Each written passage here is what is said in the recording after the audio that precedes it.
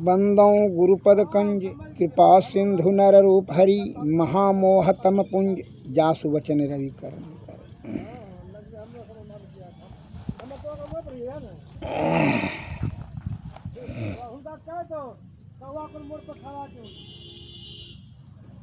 ब्रह्मांड लक्षणम सर्वम देहा मध्ये व्यवस्थितम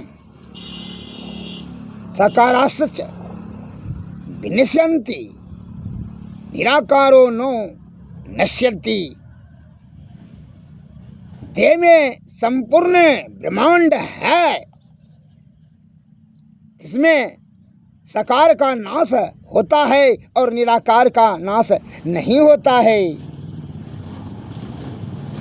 निराकारम मनो यस्य निराकार समो भवेत् तस्मात् सर्वम परित्याज्य साकारस्तु परित्यज्येत। जिस व्यक्ति का मन निराकार है वह निराकार सदृश होता है, इसलिए बलवान यत्नवान होकर साकार त्याग देना चाहिए।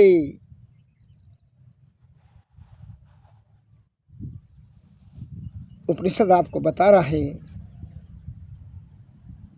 शिव संहिता में कि साकार और निराकार, साकार का नाश होता है और निराकार का नाश नहीं होता है।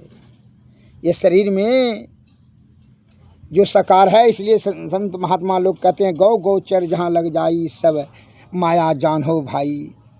और जो साकार में विषय भोगी जो हट करने लगता है ईश्वर को दिखा दिया जाए, या इंद्रियों से वो देखने की वस्तु है, तो निराकार है। ये जीव आत्मा चेतन जीव ही साक्षात्कार अर्थात प्राप्त कर सकते हैं परमात्मा को। उसके लिए संतों के शरण में जाना अति अनिवार्य है। उनकी कृपा से जुक्ति जानेंगे, जुक्ति से ही भक्ति, भक्ति से तब मुक्ति होगा। अन्यथा अज्ञान रूपी अंधकार में मन के कुसंगति में, मन माया के कुसंगति में विषया आसक्त होकर करके आप जीव आत्मा की दुर्गति करा लेंगे और कराते हैं। और यह ज्ञान नहीं हो पाता है कि यह मरना निश्चित है, लेकिन जीव आत्मा का सदगति के लिए कार्य करें। केवल इंद्रिय सुख के तृप्ति करने के लिए नाना प्रकार का छल कपट और परपंच आडंबर पाखंड को बुद्धि का प्रयोग करके पाप ताप संताप पूरा जमा कर लेते हैं। आपको इस विषय से, इस शरीर से आसक्ति हो जाता है, जबकि यह निश्चित आप जान भी रहे हैं कि यह मौत तो निश्चित है, लेकिन फिर भी जीवात्मा का कल्याण करने के लिए किसी प्रकार का आप यत्न नहीं करते हैं। साकार को ही आप सत्य मानते हैं, जबकि निराकार, जब साकार बता रहे हैं संतों ने कि साकार का भाई नाश होता है, निराकार नाश नहीं होता है। अर्थात यह मल मूत्र कब पसीना ढोने वाला नाश होगा, लेकिन साकार का नाश नहीं हुआ, जीवात्मा का नाश नहीं हुआ। जीवात्मा दूसरे जोनी में गति के अनुसार से, भावना के अनुसार से चलते चले जाएगा। एक उदाहरण देते हैं। एक राजा शिकार खेलते खेलते भटक गया जंगल में। वह शाम हो गया, बड़ा वर्षा होने लगा, गरजने लगा। इधर जो है शेर, बाघ, भालू, हाथी चिंघाड़ने लगा, इसका गर्जन सांप फुफकारने लगा। इसका जो है इस तरह से भयानक भयावह जब रात होने लगा तो उसको बड़ी भय से भयभीत होकर करके वह व्याकुल और बेचैन होने लगा। अब ठहरने के लिए स्थान खोजने लगा। राजा साहब ने वह संजोग से वह भागने लगा। भागते भागते देखा जंगल में एक जो है झोपड़ी बना था। वो झोपड़ी के निकट गया, बदबू से उनका दिमाग लगा फट जाएगा। फिर भी गया कि कोई रहता होगा, उसको ठहरने की आशा से कि अब तो बिना ठहरे हुए रात भर जो है बाघ सिंह जो खा लेगा हमको। अब अपना प्राण बचाने के भय से उस जगह झोपड़ी के पास गया तो वहाँ देखा कि एक सज्जन जो अपाहिज था वह वहाँ पर मैले कोचले बदन और बदबू से आयुक्त से वह उस जगह खांस रहा था। चारों बगल उसका देखते हैं कि मांस लटक रहा था खाने के लिए। उधर मांस हंडी में रखा हुआ था, मिट्टी के हंडी में झोपड़ी था, उसी बगले में जो है मलमूत्र जो है गड्ढा था, उसी में मलमूत्र रखता था, पेशाब पैखाना करता था। इसलिए वह चारों बगल जो मांस था घर में, इसलिए बदबू से लगता था कि नाक फट जाएगा, माथा फट जाएगा। फिर भी वह बाघ सिंह मौत के भय से उसके निकट है, उसके आश्रम में, उसके झोपड़ी में रहना राजा साहब ने बड़ी विनम्र भाव से निवेदन किया। उस शिकारी को, शिकारी था वह, शिकार करता था और जो है पशु पक्षी को मार कर करके वही मांस रखता था, खाता था। अस्कस के कारण से वह उसी जगह मलमूत्र त्याग करता था, अपाहिज थोड़ा था। अब जो है उसने निवेदन किया, हे महाशय, हमको रात भर ठहरने का स्थान दिया जाए, हम आपके निकट रहना चाहते हैं। तो उसने डांटते हुए कहा कि यहाँ रहने नहीं देंगे, यहाँ जो ठहरने के लिए जिसको देते हैं वह उसको यहाँ से जो है लालच हो जाता है, आसक्ति हो जाती है और यहाँ रहने का जिद करने लगता है, हट करने लगता है, जिसके कारण से कलह हो जाता है, झगड़ा झंझट हो जाता है। जाइए और कहीं ठहरिए। कहा नहीं नहीं, निवेदन करते हैं और कहीं दूसरे जगह कहीं नहीं ठहर सकते हैं, आप ही के निकट रहेंगे। वह कहा हम किसी प्रकार का कोई भी कलह किचकिच नहीं करेंगे, हम सवेरा होते होते हम यहाँ से निकल जाएंगे। राजा साहब ने प्रतिज्ञा किया, क्रिया कसम खाया। तो कहा ठीक है, जब आप इतना कसम खाते, कहा कि शिकारी बोला कि जो भी आता है रात भर ठहरने के लिए उससे झंझट हो जाता है, वो ठहरने के लिए, यहाँ रहने के लिए वो जिद करने लगता है, इसलिए हम नहीं ठहरने देते हैं।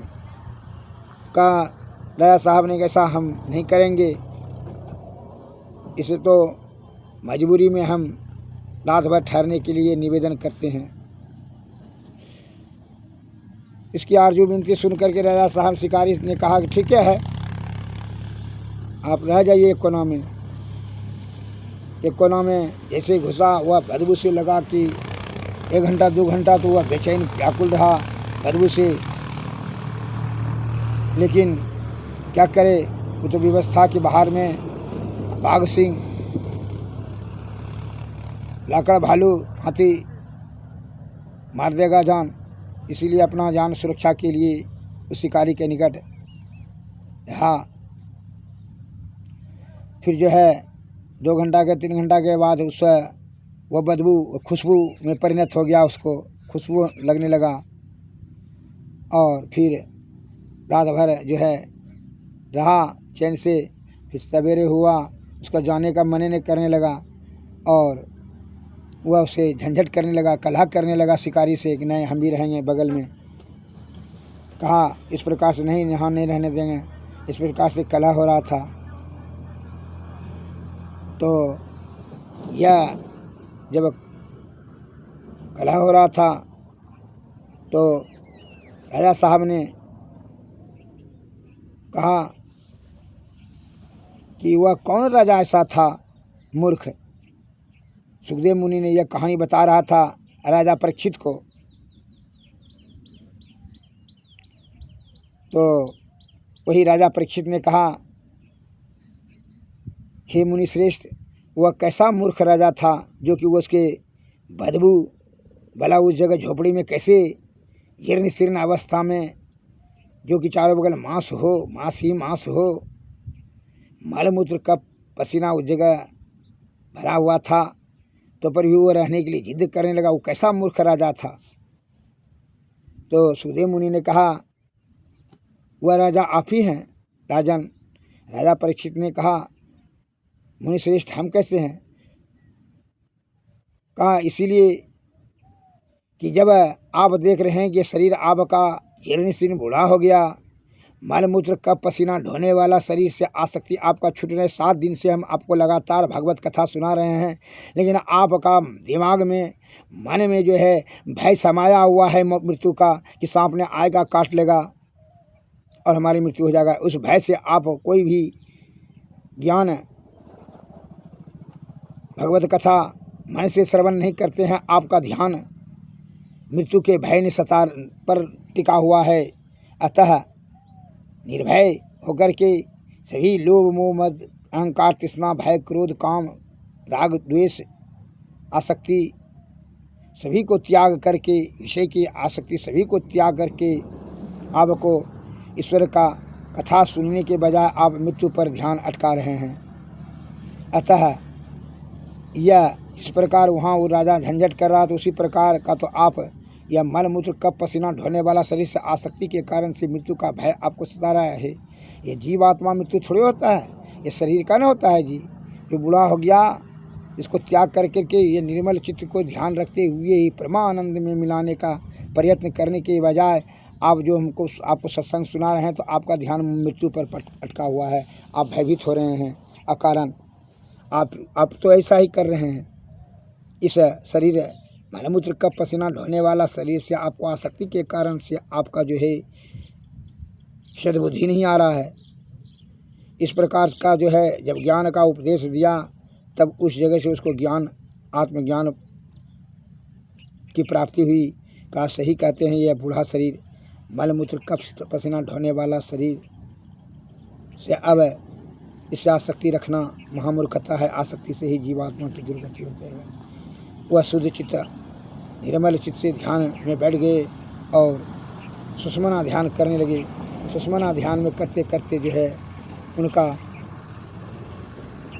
सभी विषय काम क्रोध मद मोह लोभ राग द्वेष ईर्षा सभी उसका छिन्न हो गया। परिणत बिंदु पर उसका ध्यान अस्थिर हो गया और सुषमना में ध्यान लेकर के ऊपर चढ़ने लगा। अंधकार से प्रकाश, प्रकाश से शब्द मंडल अनहद में चला गया। तब उधर से है सांप आया, उसको काटा, लेकिन उसको पता नहीं चला, कुछ नहीं, कोई दुख नहीं हुआ। अनहद शब्द मिलने के बाद जो है उस मन, उस शब्द में जो ध्वनि होती है, ध्वनि में जो ज्योति होती है, वही ज्योति में मन माया पाप ताप संताप सब जल करके राख हो जाता है। वहाँ से जो है जीवात्मा निर्मल हो जाता है। तब सार शब्द की प्राप्ति, जो कि चिदात्मक चौकी है, ईश्वर का दायरा वहीं से शुरू हो जाता है। सीमा, उस सीमा में जाने के बाद फिर जीवन मरण के चक्कर में नहीं फंसना पड़ता है। मलमूत्र कप पसीना ढोने वाला शरीर ये है, जोनी जोनी भटकने की कोई जरूरत नहीं जीवात्मा को, ब्रह्मानंद की। तो वही सार शब्द निशब्द में परिणत होकर करके ब्रह्म की प्राप्ति कर लेता है।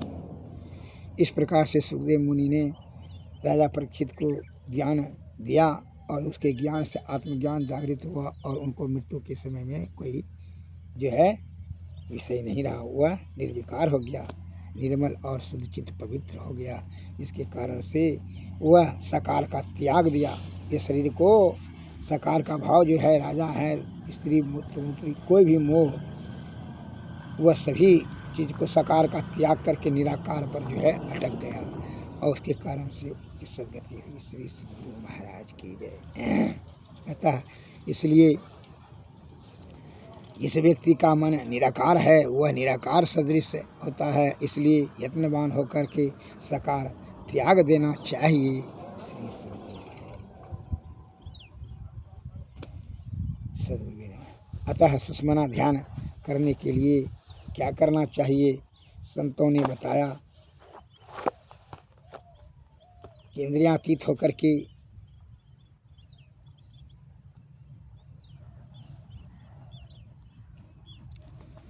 ऐन महल पट बंद के चलु सुख मन घाटी हो, दृष्टि डोरी यस थीर रहे तम बीच ही में फाटी हो।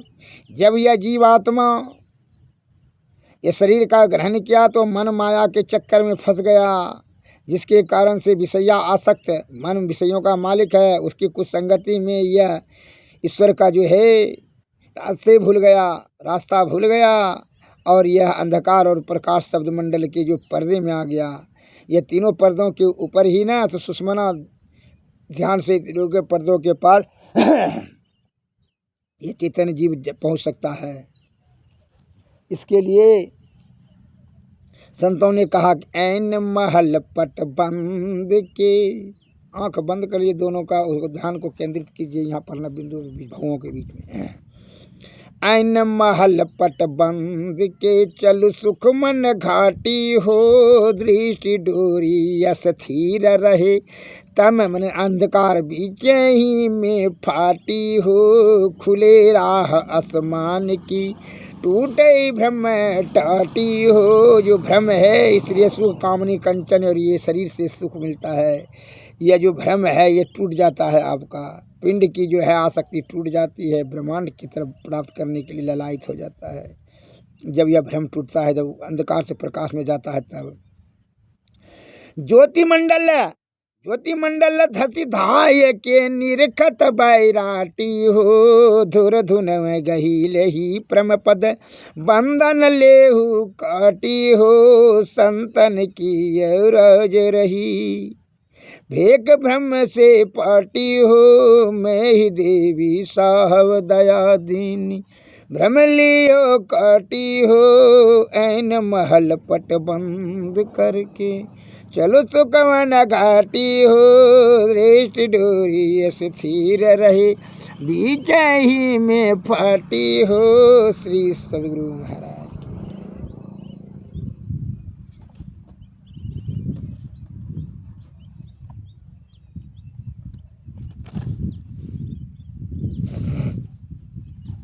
संतों ने कहा अंतर के अंतिम तह में गुरु है। मन नहीं पाता है, मन वहाँ थोड़े पहुँच सकता है। वो ज्योति में जो अनाहत शब्द का जो ज्योति है उसी में वो लय हो जाता है। ये शरीर में जो है पूरा ब्रह्मांड है, लेकिन अल्पज्ञानी अज्ञानी लोग अत्र तत्र भटक कर करके अपना बल बुद्धि और आयु को व्यर्थ में खर्च करता है। तो पहले तो विषय भोगी, विषय की आसक्ति के कारण से इंद्रिय सुख को तृप्ति करने के लिए नाना प्रकार का छल कपट प्रपंच करता है, जिससे कि उसको भीषण कष्ट सहना पड़ता है।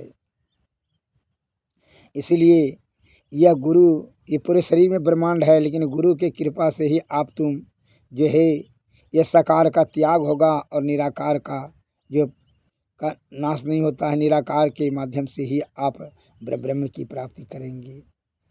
ये चैतन्य जीव ही जाएगा। इसलिए अब बता रहे हैं गुरु महाराज, अंतर के अंतिम तह में गुरु है, मन पता पाता नहीं, नैनों के तिल में ज्योति उनकी नजर में आता नहीं, अंग संग हर वक्त रहता प्रगट हो आता नहीं, हो रहे हैरान सागिल जल्द दिखलाता नहीं, खोजत फिरते बहुत से इस जगत में जाव जा, अंतर के अंतिम तहम के राह बिन कोई उसे पाता नहीं, बिन दया संतन की मैं ही जानना इस राह को हुआ नहीं, होता नहीं, ओहो नहारा है नहीं, संतर के अंतिम तह में गुरु है, मन पता पाता नहीं। मन वहाँ नहीं पहुँच सकता भाई। गुरु हैं, गुरु का अर्थ है गुम न अंधकार रूप में प्रकाश। जो अज्ञान रूपी अंधकार से ज्ञान रूपी प्रकाश में से गुरु कहते हैं।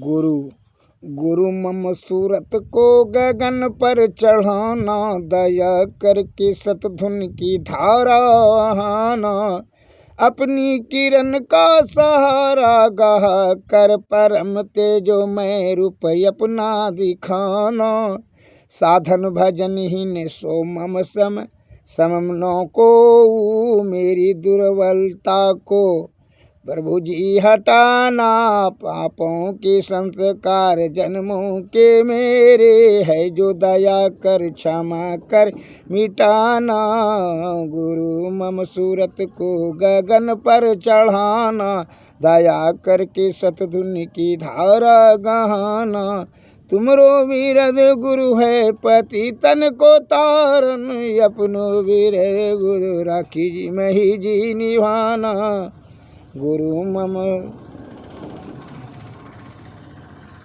श्री सद्गुरु महाराज।